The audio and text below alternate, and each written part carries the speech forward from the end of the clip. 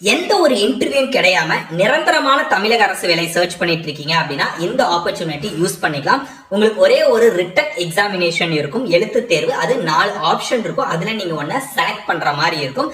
அதுல கிராக் பண்றீங்க அப்படின்னா இந்த ஜாப் உங்களுக்கு வந்து ஆஃபர் பண்ணுவாங்க. எந்த விதமான இன்டர்வியூவும் கிடையாது. சம்பளம் எவ்வளவு இருக்கும் அப்படின்னா ஆரம்ப சம்பளம் முதல் மாத சம்பளமே உங்களுக்கு வந்து 48,000 இருக்கும். ஸோ 50,000 கிட்ட உங்களுக்கு அலவன்ஸ்லாம் சேர்த்து பாத்தீங்க அப்படின்னா முதல் மாத சம்பளமே கிட்டத்தட்ட ஒரு 50,000 வந்து நிரந்தரமான தமிழக அரசு வேலை சர்ச் பண்ணிட்டு இருக்கீங்கன்னா இந்த ஆப்பர்ச்சுனிட்டி யூஸ் பண்ணிக்கலாம். லாஸ்ட் டேட் எப்போ அப்படின்னு பாத்தீங்கன்னா அடுத்த மாதம் ஜூன் மாதம் 25ஆம் தேதிக்குள்ள கவர்மெண்டோட அபிஷியல் வெப்சைட்ல போய் நீங்க வந்து அப்ளை பண்ணும். இதுக்கு நீங்க தமிழ்நாட்டுல எந்த மாவட்டத்தை சேர்ந்தவங்களா இருந்தாலும் சரி, ஆண்கள் பெண்கள் எல்லாருமே எலிஜிபிள், எல்லாருமே அப்ளை பண்ணிக்கலாம்.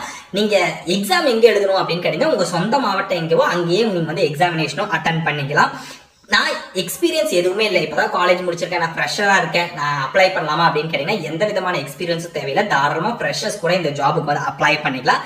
எங்கிருந்து இந்த நோட்டிபிகேஷன்லாம் கொடுத்திருக்காங்க அப்படின்னு பாத்தீங்கன்னா பஞ்சாயத்து துறை, பொதுப்பணித்துறை, ரூரல் டெவலப்மெண்ட் உள்ளிட்ட ஒரு 10 விதமான துறையில இருந்து இந்த வேலை வாய்ப்புகள் வந்து அறிவிச்சிருக்காங்க. எல்லாமே ஆபீசர் லெவல் போஸ்ட்ல தான் உங்களை வந்து வேகன்சிஸ் எடுக்கிறாங்க.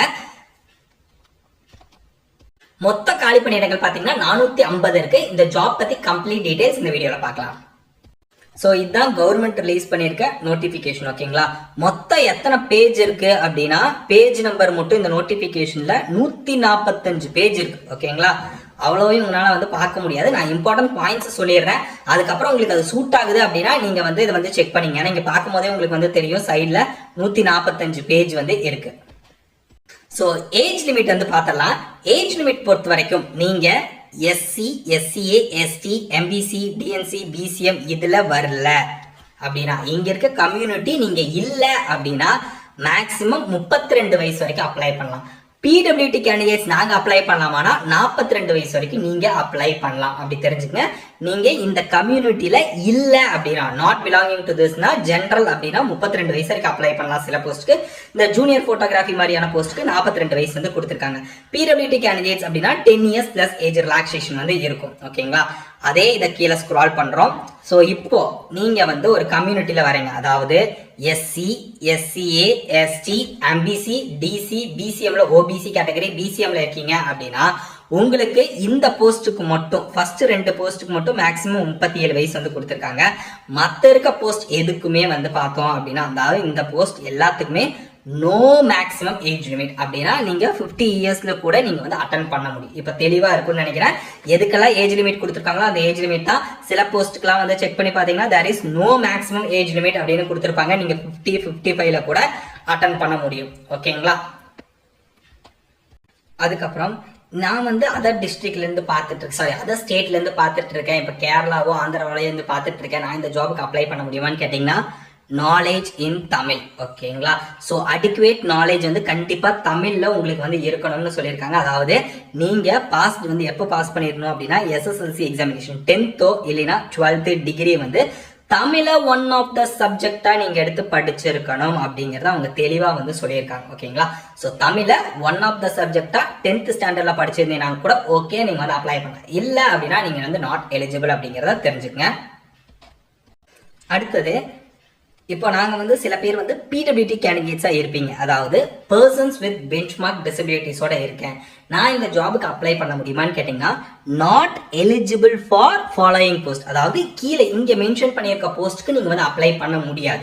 பட் நீங்க அப்ளை பண்ற மாதிரியும் கொடுத்துருக்காங்க. ஓகேங்களா, மேல இருக்க போஸ்ட்க்குலாம் நீங்க அப்ளை பண்ண முடியாது. அதே பிடபிள்யூடி கேண்டிடேட்ஸ் அப்படின்னா உங்களுக்கு சூட்டபிளான போஸ்டும் இருக்கு இந்த ஜாப்ல. ஓகேங்களா, இது எல்லாமே உங்களுக்கு சூட்டபிளான போஸ்ட், இதுக்கு நீங்க வந்து அப்ளை பண்ணிக்கலாம். ஸோ எப்படி அப்ளை பண்ணணும்னு எனக்கு தெரியல அப்படின்னா கவர்மெண்டோட அஃபிஷியல் வெப்சைட்ல போய் தான் நீங்க வந்து அப்ளை பண்ணும். இதோட பேஜ் நம்பர் என்னன்னு பாத்தீங்கன்னா பேஜ் நம்பர் 25. ஸோ நோட்டிபிகேஷனை டவுன்லோட் பண்ணி பேஜ் நம்பர் 25க்கு வந்தீங்கன்னா இந்த ஹவு டு அப்ளை அப்படிங்கிற ஒரு இது வந்து கொடுத்துருப்பாங்க. நீங்க வந்து செக் பண்ணி பாத்துக்கலாம். ஸோ இதுல கீழே ஸ்க்ரால் பண்ணீங்க அப்படின்னா போட்டோ, சிக்னேச்சர் எல்லாமே என்ன இருக்கணும்னு கொடுத்துருப்பாங்க. அண்ட் உங்களுக்கான எழுத்து தேர்வு அப்படிங்கிறது எந்தெந்த சென்டர்ஸ்ல இருக்குன்னு கொடுத்துருக்காங்க. ஆல்மோஸ்ட் தமிழ்நாட்டுல 38 மாவட்டத்திலயுமே இருக்கு. ஓகேங்களா, சோ நீங்க உங்க சொந்த டிஸ்ட்ரிக்ட்லயே நீங்க வந்து எக்ஸாம்ஸ் வந்து அட்டெண்ட் பண்ணிக்கலாம். ஸோ இப்போ நான் இந்த வீடியோ பார்த்துட்டு இருக்கேன், இப்பவே அப்ளை பண்ணிக்கலாமான்னு கேட்டிங்கன்னா நோட்டிஃபிகேஷன் ரிலீஸ் ஆயிடுச்சு. எப்போ இருந்து அப்ளை பண்ணலாம் அப்படின்னா ஜூன் மாதம் 27ஆம் தேதி இருந்து நீங்க அப்ளை பண்ண ஸ்டார்ட் பண்ணிக்கலாம். சாரி, மே மாதம் 27 இருந்து கடைசி டேட் வந்து பார்த்தோம் அப்படின்னா ஜூன் 25 நைட்டு 11:59 நீங்க வந்து அப்ளை பண்ணிக்கணும். ஏதாவது தப்பு பண்ணியிருக்கீங்க அப்படின்னா கரெக்ஷன் பண்றதுக்கு ஒரு 4 நாள் கழிச்சு 29ஆம் தேதி போர்ட்டல் வந்து ஓபன் பண்ணுவாங்க. அப்ப நீங்க வந்து ஒரு 2 நாள்ல வந்து கரெக்ஷன்ஸ் வந்து பண்ணிக்கலாம். முடிஞ்ச அளவுக்கு கரெக்ஷன் பண்ற மாதிரி வைக்காதீங்க, கரெக்டா அப்ளை பண்ணிங்க. ஓகேங்களா? ஸோ 27 மேல இருந்து அப்ளை பண்ணிக்கலாம் ஜூன் 25 வரைக்கும். எக்ஸாம் டேட் அப்படிங்கிறது will be announced later அப்படின்னு சொல்லியிருக்காங்க. இன்னும் சொல்லல, அண்ட் சீக்கிரம் வந்து உங்களுக்கு வந்து அனௌன்ஸ் பண்ணுவாங்க அப்படின்னு சொல்லியிருக்காங்க. ஸோ இதுல என்ன மாதிரி இருக்கும் அப்படின்னு பாத்தீங்கன்னா தமிழ் எலிஜிபிலிட்டி டெஸ்ட் வந்து உங்களுக்கு வந்து இருக்கும். ஸோ தமிழ் கட்டாயம், அதாவது 100 கொஸ்டின்ஸ் வந்து உங்களுக்கு வந்து கேட்பாங்க தமிழ்ல. ஓகேங்களா? அதுல மினிமம் 40 மார்க், அதாவது 40% எடுத்தீங்கனாலே நீங்க வந்து என்னது பாஸ். ஓகேங்களா? அவ்வளவுதான். தமிழ்ல வந்து கஷ்டப்பட்டு படிக்கணும்லாம் கிடையவே கிடையாது இதை பொறுத்த வரைக்கும். இப்ப குரூப் 4 எழுதுறீங்கன்னா தமிழ் அவுட் ஆஃப் சோர்ஸ்ல இருந்து வருது, நிறைய படிக்கணும், 85 எடுக்கணும் அப்படின்னு படிப்பீங்க. பட் இதுல 100 கொஸ்டின்ஸ் தமிழ்ல இருந்து வருது. ஜஸ்ட் வந்து பார்த்தோம் அப்படின்னா தமிழ்ல வெறும் 40% எடுத்தீங்க அப்படின்னாலே பாஸ். ஃபாலோட் பை வந்து பார்த்தோம் அப்படின்னா உங்களுக்கு general studies, aptitude and mental ability இருக்கும். அண்ட் வந்து சப்ஜெக்ட் பேப்பர், நிறைய சப்ஜெக்ட் பேப்பர் வந்து கொடுத்துருக்காங்க. இதுல ஏதாவது ஒரு சப்ஜெக்ட் பேப்பர் உங்க குவாலிஃபிகேஷனுக்கு தகுந்ததை நீங்க வந்து அட்டன் பண்ற மாதிரி இருக்கும். ஓகேங்களா? சோ இப்போ வந்து வேகன்சிஸ் நம்ம வந்து பார்த்தலாம். அந்த 450 காலி பணியிடங்கள் இருக்குல்ல, அதை வந்து பார்த்தலாம். என்னென்ன டிபார்ட்மெண்ட்ல எல்லாம் கொடுத்துருக்காங்க, நேம் ஆஃப் த டிபார்ட்மெண்ட் வந்து பார்த்தோம்னா zoology, mining, agriculture, drug control administration, horticulture, highways, industrial safety, public works department, இந்த மாதிரி நிறைய டிபார்ட்மெண்ட்ல இருந்து வந்து கொடுத்துருக்காங்க. ஸோ ஒவ்வொன்றிலும் தனித்தனி வேகன்சிஸ் இருக்கும். ஜுவாலஜி மைனிங்ல 8 வேகன்சி, அக்ரிகல்ச்சர் இன்ஜினியரிங்ல 64 வேகன்சிஸ் இருக்கு, இண்டஸ்ட்ரியல் சேஃப்டில 3, பப்ளிக் ஒர்க்ஸ் டிபார்ட்மெண்ட்ல தனித்தனியா வேகன்சிஸ் இருக்கு. அதே பப்ளிக் ஒர்க்ஸ் டிபார்ட்மெண்ட்ல இருக்கு அப்படின்னு கொடுத்திருந்தாங்கன்னா அதுல junior assistant director, junior architect, assistant engineer, civil department, assistant engineer, electric department, இப்படி வந்து வேரி ஆகுது. ஓகேங்களா? அது போக உங்களுக்கு வந்து rural development, Panchayat Raj, water resources, urban habitat development board, pollution control, town and country planning, industries, commerce, electronics corporation, medical corporation, archaeology, இந்த மாதிரி டிபார்ட்மெண்ட்ல எல்லாத்துலயுமே அசிஸ்டன்ட் இன்ஜினியர் அண்ட் ஜுவாலஜிஸ்ட் கேட்டகரியில தான் உங்களுக்கு வந்து வேகன்சிஸ் இருக்கு. Assistant engineer, assistant manager IT லெவல்ல இருக்கு, ஆர்கியாலஜிக்கல் ஆபீசர் இருக்கு, ரிசர்ச் அசிஸ்டன்ட், ஆர்கியாலஜிக்கல் டிபார்ட்மெண்ட்ல ஜாப் சர்ச் பண்றீங்க அப்படின்னா அது வந்து உங்களுக்கு ஆர்கியாலஜிக்கல் சர்வேல இருக்கு. Child welfare and special service இருக்கு, both men and women apply பண்ற மாதிரி. State industries promotion corporation, civil supplies, அதாவது ரேஷன் கடை, civil supplies and consumer protection, law, agriculture, food safety, drug administration டிபார்ட்மெண்டா இருக்கட்டும். அதே மாதிரி கோஆபரேட்டிவ் மில்க் ப்ரொடியூசர்ஸ் யூனிட், அதாவது ஆவின்லாம் இருக்கு பாத்தீங்களா? ஸோ அங்கெல்லாம் டெப்டி மேனேஜர் கேட்டகரியில வேகன்சிஸ் இருக்கு.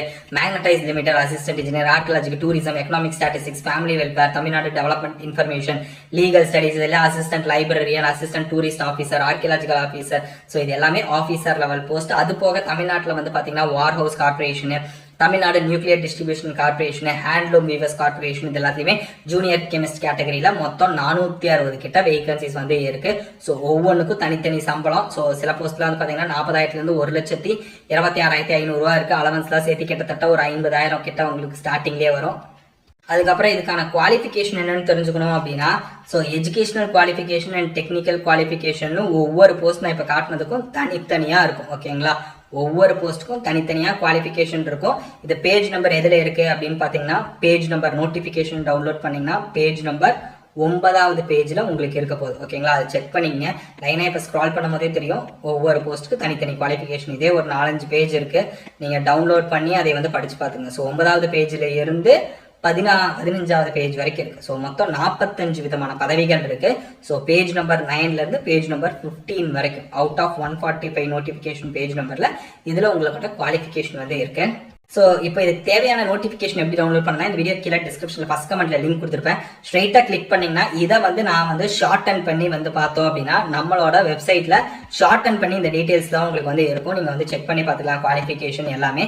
ஸோ இது எல்லாத்தையும் நீங்க வந்து செக் பண்ணி பார்த்ததுக்கு அப்புறம் கீழே வந்து ஸ்க்ரால் பண்ணீங்கன்னா டிப்ஸ் எல்லாமே வந்து கொடுத்துருக்கோம். Exam preparation strategy, official notification and application link இருக்கும். இந்த நோட்டிஃபிகேஷனை டச் பண்ணீங்கனாலே நான் காட்டின இப்போ இருக்க நோட்டிஃபிகேஷன் உங்களுக்கு வந்து டவுன்லோட் ஆயிரும்.